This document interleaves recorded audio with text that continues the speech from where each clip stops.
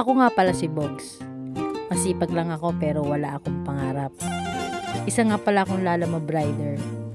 Minsan nagwe-waiter, minsan katulong dito sa bahay at madalas tagahugas ng plato. Tara, samahan niyo ako. Waiter ako ngayon for today's video. Siya nga pala yung boss ko, si Casey.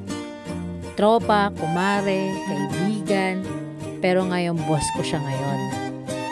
At habang inaantay ko yung ibang kasama ko, pinunasan ko na itong mga kutsara para pagdating sa venue, konti na lang yung gagawin. At nandito na kami sa may venue. Dito yan sa may Pasig Rainforest. Nagmamadali na kami kasi malapit na mag-umpisa yung event. At lalagyan ko na ng tissue yung kutsarang tinidor yung pinunasan ko kanina. At siya nga pala si Toto at saka si Angelo yung nakaputi. At chinecheck na nga namin yung food tray namin. Saka chinecheck namin yung mga kulang pa. Sauce ng Shanghai at saka cordon bleu. Yan nga pala si Martin. Yung pinakamatangkad sa amin sa lahat. Guwaping siyan. At i-reveal natin yung mga food ni Madam.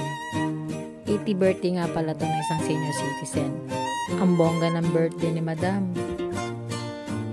Marami siyang bisita, puro senior citizen din. Ang bongga ni Madam, may pa-18 roses pa siya. Sana umabot din ng 80 yung mama ko. Magpapaparty rin ako ng ganda sa kanya. Nag-selfie muna kami ng mga katim ko. Yan, si Martin, si Angelo, si Toto.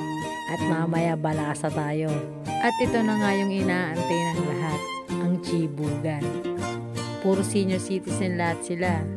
Kaya kailangan damihan natin yung serve para hindi na sila babalik. Ito na yung part na mapapagod ka na talaga ng sobra kasi ligpitan time na.